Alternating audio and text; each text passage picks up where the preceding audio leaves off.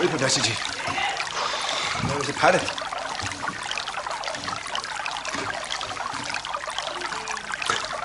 Do you know I've written my own book? Oh, yes, Professor G. It's called the Cramerton Carruthers Complete Compendium of everything you want to know about everything you didn't know already. Isn't that amazing? Absolutely. I wrote it myself. I'm so expert and genius. I'll give you an example. For example, see over there those clouds? That is a prime example of cumulonimbus clouds. Very rarely seen except just prior to an exceedingly severe tropical storm. Goodness me. It is getting rather windy, isn't it? In fact, it's getting rather choppy. You said that this boat was seaworthy. It's leaking. No, Professor G, it's letting the air out. It's letting the water in. Look, we're not even halfway across yet. Oh. Look, can you hurry up? I'm going as fast as I can, Professor G. This boat's going to sink. All right, Professor G. But what are we going to do? Well, why don't we swim, Professor G? Because I can't swim. What am I going to do? Professor G, you can't swim. I can't swim. What am I going to do? You'll have to take shelter of the holy name of the Lord. The holy name of the Lord? Yes, Professor G. But I don't know anything about the holy name of the Lord. You don't know anything about the holy name of the Lord? No? Well, Professor G. Yes? You've wasted 100% of your life. Oh! Oh! Oh, well, they'll always be in England.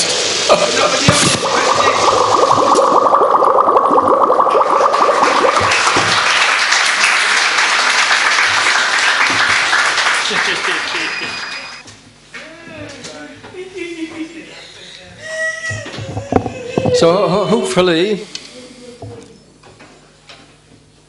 the meaning was fairly apparent. Hands up anybody who thinks they had an idea what that was all about. Oh.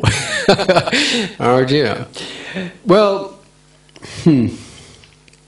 Professor G, very intelligent by certain estimations, very learned. He knew an ever so lot about an awful lot. Very intelligent, very learned man.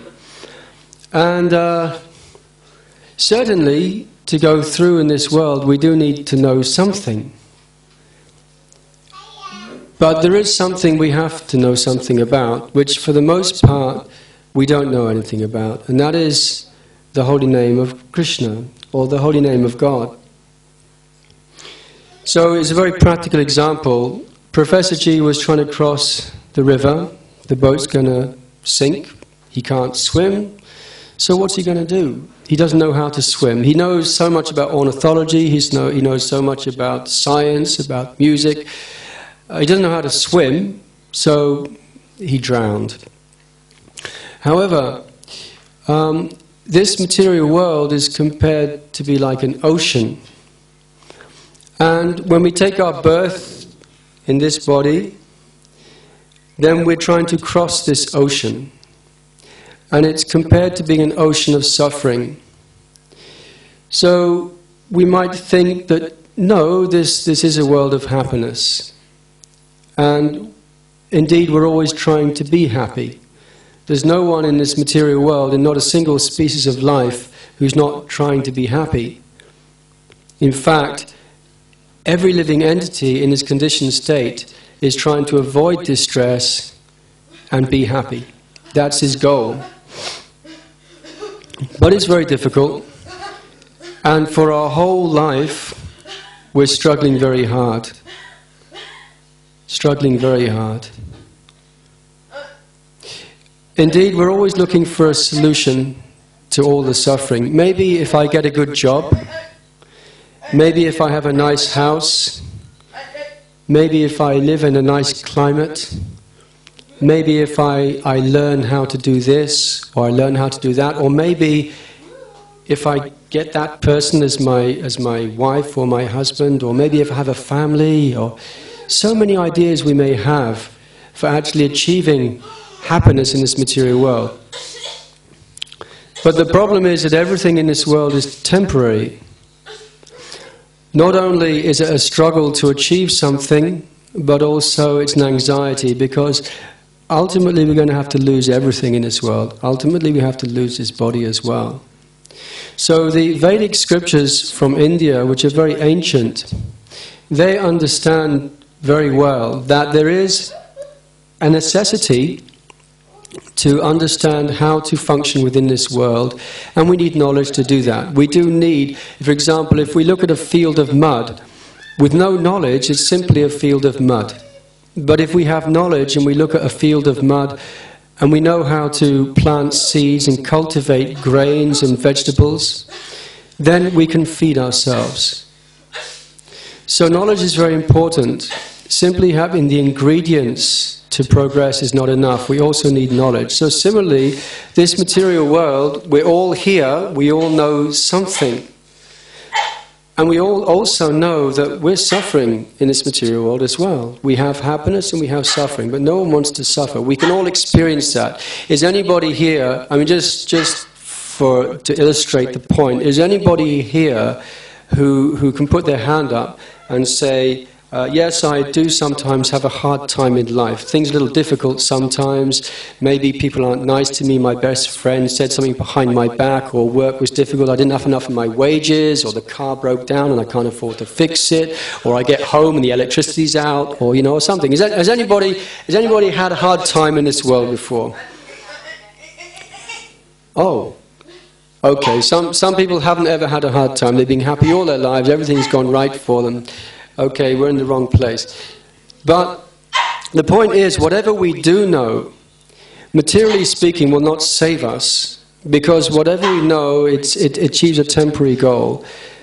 And the real test of life, the real knowledge, has to come at the time of death. Because Krishna says in the Bhagavad Gita that whatever we remember at the time of death, that is our next destination. Now, our activities during life will determine our consciousness at the time of death. And if we're simply concerned with trying to adjust our material situation, then we get a material body next birth. If, however, we utilize a human form of life for cultivating spiritual knowledge, then there is a possibility that we will be able to remember Krishna at the time of death.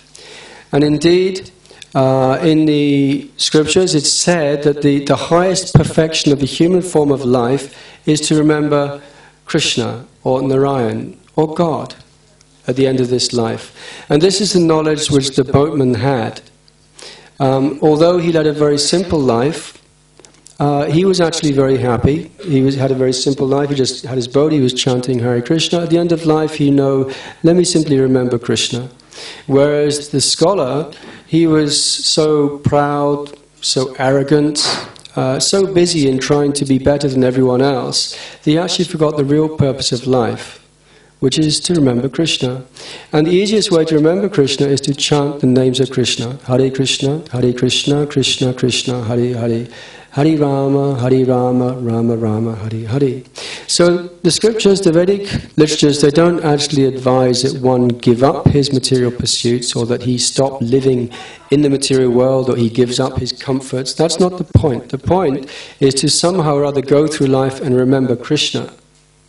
Now, Prabhupada was always very, this is Srila Prabhupada here, and he's the person who came to the West, and he gave us the knowledge of the Vedic literatures for the whole world, actually. Now he said you don't have to give anything up, you simply have to chant Hare Krishna.